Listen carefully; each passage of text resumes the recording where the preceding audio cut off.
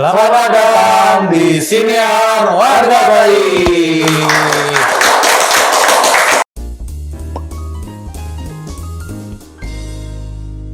Alhamdulillah. Halo kawan pajak. Halo. Salam. Ya, kita berjumpa lagi nih di Siniar Warga Baik ya, Kang Imet dan Kang Soan. Betul. Ya, ini udah tahu lah ya, dulu kita udah berkenalan nih. Iya. Saya Rian, kemudian di sebelah saya. Wawan. Oke. Saya Imet. Kang Imet. Oke, warga baik, semoga selalu sehat dan tetap semangat ya. Amin. Oke, Kang Imet, Kang Soan. Jadi Baik.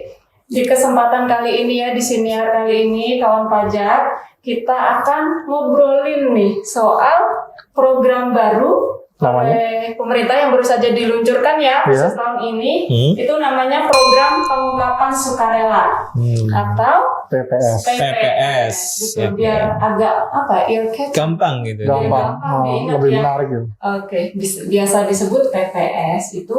Nanti kita akan obrolin nih, itu tuh apa, programnya apa, manfaatnya apa, terus wajib pajak itu apakah wajib ikut semua, terus nanti Oke. ketentuan caranya bagaimana, jika Baik. mau ikut, konsekuensinya juga apa.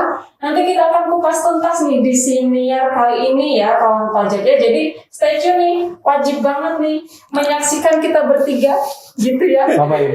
Ngapain? Ya, kita ngobrol Oh, aja. ngobrol. Biar PPS kan ya? disaksiin gitu. Iya. Kita ngobrolin soal PPS gitu ya, Kang Iya. Imet, Kang Sulan. Oke, untuk yang pertama nih Kang Imet, Kang Sulan, Baik. supaya kawan pajak ini tahu, mungkin bisa diceritakan nih, sebenarnya PPS itu apa dan ditujukan ke siapa tuh? Jadi PPS itu ini secara gampangnya adalah program dari pemerintah gitu ya. Ya. Berupa kesempatan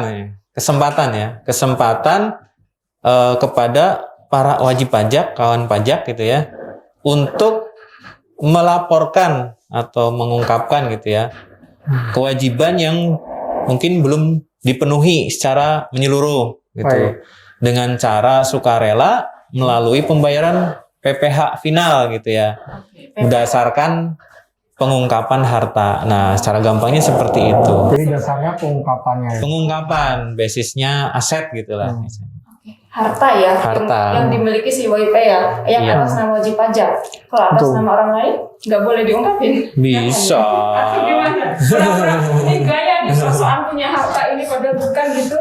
Kan tadi basisnya pengungkapan aset kan gitu. Iya. Oh, iya. Yang jelas aset yang memang secara real punya kita gitu. Oke. Kan bisa aja masih atas nama orang lain, bisa Jadi juga. dasarnya yang dikuasai kita itu yang mana aja gitu. Iya, yang belum diungkapkan, belum Oke. dilaporkan. Itu cara gampangnya seperti itu ya untuk program PPS. Sukarela ya, nggak ada Sukarela. paksaan. Nggak ada paksaan nih. Ya, ini kan tidak wajib gitu ya. Tapi ini tadi kan dibilang kesempatan. Soalnya ya namanya program nggak berlangsung terus-menerus nih. Kan pasti ada periodenya gitu Oh kan. gitu. Jadi ini terbatas juga. Terbatas. Periodenya sudah dimulai dari Januari dan berakhir nanti di Juni 2022. Hanya 6 bulan. Hanya ya. 6 bulan Kalau gitu. pajak ya hanya 6 bulan. Silahkanlah dimanfaatkan ya. Mumpung ada kesempatan ini untuk ikut PPS. PPS gitu. Oke, berarti tinggal bulan 2 bulan Mei Juni iya 2 Mei, bulan Juni. lagi ya tuh 2 bulan lagi. Lebaran terus Juni habis selesai ya program ini. Programnya Oke. selesai. Kalau tadi kan udah dijelasin nih program pengungkapan sukarela itu kan memang kesempatan melalui pembayaran PPh Betul, betul. PPh final. sifat final. Nah itu tarifnya sama atau ada tingkatan-tingkatan tertentu Kang Imet, Kang Sulwan? Mungkin itu tergantung dari ada ikut kebijakan yang mana dulu ya. Oke. Kan terkait PPS ini ada 2 kebijakan. Ya. Yang pertama kebijakan 1 dan yang kedua ada kebijakan 2. Ya. Mungkin untuk kebijakan 1 bisa oleh Mas Imet dulu. Oke, Kang. Iya. Gimana Jadi tuh? memang ada 2 skema gitu ya. Ini juga akan mempengaruhi siapa yang bisa ikut dalam skema tersebut. Jadi di kebijakan 1 itu pesertanya atau peruntukannya itu sebenarnya adalah para wajib pajak yang sebelumnya sudah pernah ikut tax amnesty atau TA. Nah, ini tadi dibilang dibuka lagi kesempatan yang mana kalau misalkan dulu waktu ikut TA ternyata masih ada tuh asetnya atau hartanya yang kelewat gitu ya, atau lupa, kelewat, belum diikutin di TA. Nah, inilah kesempatan gitu, dibuka lagi. Nah, jadi tarifnya tentu akan berbeda dengan tarif TA yang dulu gitu ya. Tarifnya sendiri itu ada yang 6%, 8%, dan 11% untuk di skema 1 gitu. Nah, untuk yang 6% sendiri itu kalau diikutkan PPS, nah nantinya untuk diinvestasikan ke SBN atau renewable energy hilirisasi. Nah, itu akan mendapatkan tarif paling rendah sebesar 6% gitu. Untuk 8% sendiri itu kalau pengungkapan harta di dalam negeri atau harta yang di luar negeri tapi dipindahkan, direpatriasi gitu ya ke Indonesia. Itu dapat tarif 8%. Nah, tarif paling tinggi sebesar 11%. Ya, kalau cuma mengungkapkan harta yang ada di luar negeri, cuma diungkapkan saja, ini saya punya harta aset di luar negeri, diungkapkan, dapat tarifnya sebesar 11% gitu. Jadi untuk yang paling tinggi itu 11% hanya diungkapkan saja atas aset kita yang di luar negeri begitu. Betul, itu untuk yang skema 1. Nah, itu kan ada skema kedua ya, atau kebijakan kedua. Nah, mungkin Mas Sulwan nih bisa ceritakan gitu. Jadi untuk kebijakan 2 itu hanya diperuntukkan untuk OP saja terkait hal ini. Dan yang menjadi perhatian adalah atas harta atau yang aset yang belum diungkap di SPT tahun 2020. Apabila misalkan ada aset yang kelewat yang belum diungkap dalam SPT tahun 2020, bisa nanti diungkap melalui PPS ini. Tentunya ada batasan terkait dengan perolehannya. Yakni aset yang diperoleh dari tahun 2016 sampai dengan tahun 2020 saja begitu. 2021 mah enggak ya? Itu enggak karena ikut. batasannya syarat lapor untuk kebijakan 2 ini hanya satu. Yang pertama, harus sudah melaporkan SPT tahun 2020 terlebih dahulu untuk ikut begitu. Oke, 1 itu. Terus ada syarat lain kah? Mungkin hanya terbatas untuk PPOP saja terkait hal ini. Ya. Itu saja mungkin. Oke, berarti 2 itu ya. Kalau ikut yang PPS yang Ini. skema 2 atau kebijakan 2, hanya WPOP udah lapor SPT 2020. Betul sekali. Lalu Kang Sulwan, selain syarat yang tadi atau kriteria itu tadi ya, ada tarifnya itu berlapis-lapis juga nggak? Oke. Tadi. Untuk tarifnya memang berlapis-lapis seperti tadi. Cuman untuk yang kebijakan 2 ini agak sedikit lebih tinggi ya. Yang pertama, jika untuk harta dari luar negeri yang direpatriasi ke dalam negeri dan diinvestasikan ke dalam SBN atau lainnya, tarifnya 12%. 12, oke. Tapi jika misalkan ada harta yang direpatriasi saja, tarifnya 14%, misalkan untuk konsumsi atau sebagainya, begitu. Dan jika untuk harta yang hanya untuk dideklarasi saja di luar negeri, tarifnya lebih tinggi lagi, yaitu 18% begitu. Oke, berarti kalau dilihat dari sisi untung-untungan alias kalau mau bayarnya sedikit ya selain declare, kalau dari luar negeri ya repatriasi dan diinvestasikan. Harus diinvestasikan. Namun yang perlu menjadi perhatian juga bahwa jika diinvestasikan ke dalam SBN misalkan, ada jangka waktu harus nge-hold investasi tersebut selama batasan tertentu yang tentunya diatur oleh peraturan yang lebih teknis. Ada peraturan teknisnya ada ya, hold ikut yang investasi gitu. Cuman masalahnya gini, misalkan punya harta di luar negeri gitu ya, itu nanti yang diungkapkan itu pakai dolar atau rupiah? Ya kalau di luar negeri misalkan ya sebenarnya bisa dikonversi ya nilainya. Kan ini kan pembayaran PPh gitu ya. Nilainya berapa? Kalau misalkan aset di luar negeri, hitungannya sana misalkan dalam mata uang asing atau dolar gitu ya. Ya silakan dikonversi dulu ke rupiah gitu kan, buat tahu nilainya berapa nanti baru dikalikan tarif. Nah itu dibayar gitu kan. Jangan lupa bayar. Jangan lupa dibayar. Aja tapi udah bikin billing tapi nggak dibayar gitu ya. Iya. Tetap ya bayarnya kan pakai billing juga ya kawan pajak ya, nggak sekonyong-konyong datang kantor pajak mau ngungkapin ngasih duit nggak bisa. Oh iya. Tetap bayarnya kayak gitu. Mungkin juga perlu dibahas terkait dengan penghitungan DPP-nya ya Mas. Oh iya. Iya. Itu apakah utangnya diperhitungkan semua atau bagaimana? Jadi sebagai dasar pengali untuk tarif tadi kan adalah nilai bersih ya, misalnya nilai bersih aset gitu ya. Iya. Nah nilai bersih ini diperoleh dari nilai aset dikurangi dengan nilai hutang yang terkait dengan aset tersebut. Hanya saja hutangnya ya kalau yang di kebijakan 2 maupun kebijakan 1 intinya adalah pokok hutangnya saja gitu kan yang bisa dikurangkan. Kayak Itu. pokok hutang atas hutang yang terkait dengan aset. Dengan aset tersebut saja. Yang dipakai beli lah ya. Betul. Pakai beli si aset baru boleh diperhitungkan Iya. nilai harta tadi ya. Betul. Misalkan nih kalimat kalau beli mobil kan pakai DP tuh. Hmm. DP-nya dihitung juga enggak?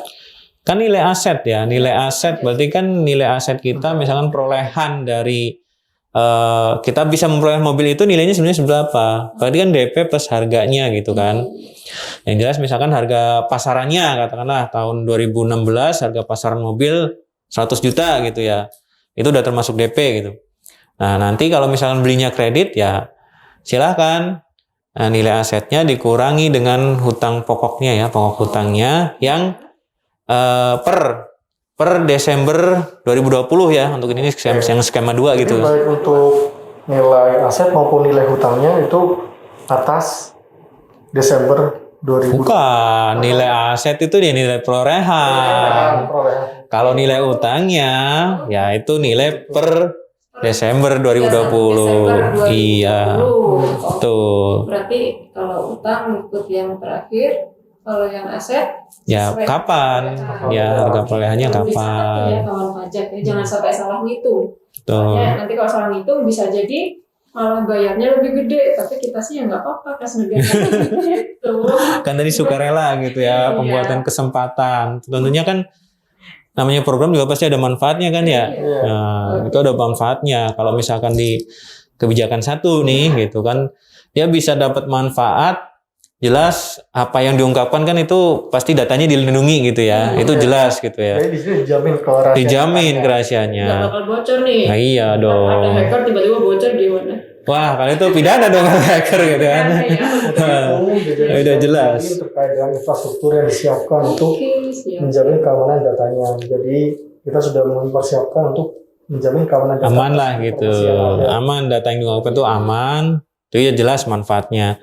Yang kedua, kalau tadi misalkan skema 1 kan bagi peserta tax amnesty ya, yang Ya. dulunya ikut peserta tax amnesty, dia diberikan kesempatan. Dalam artian berarti kalau misalkan tidak diungkapkan gitu kan, harta yang tadi kelewat, lupa itu nggak diungkapkan di program PPS, sebenarnya dia kenanya tarif lebih tinggi gitu.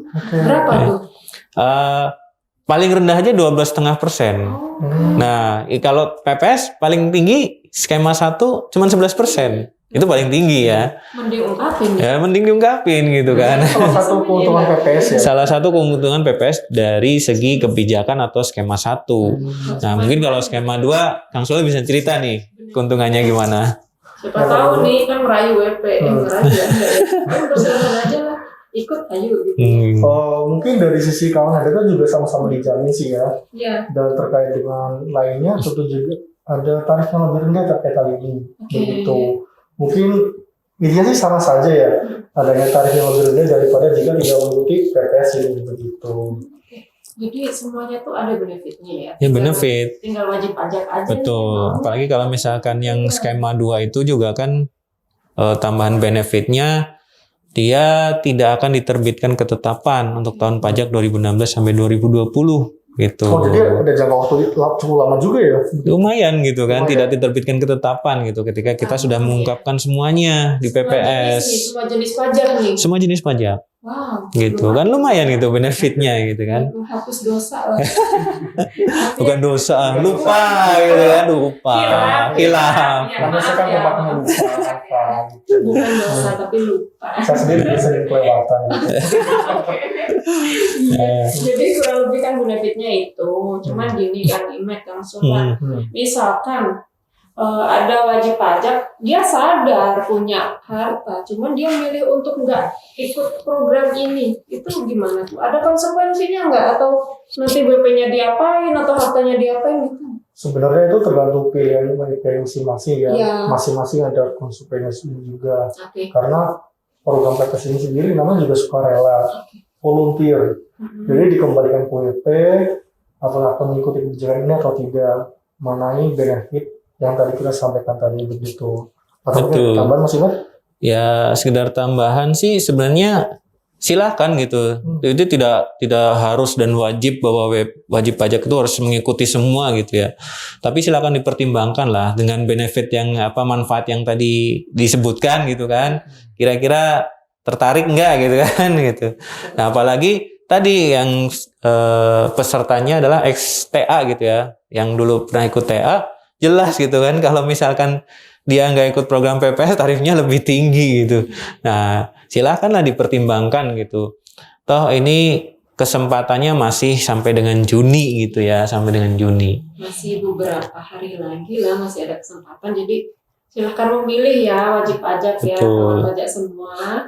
Kalau masih punya harta, belum dilaporin SPT untuk tahun-tahun yang tadi udah diceritain ya sama konsultan IMED, misal mau ikut PPS silahkan.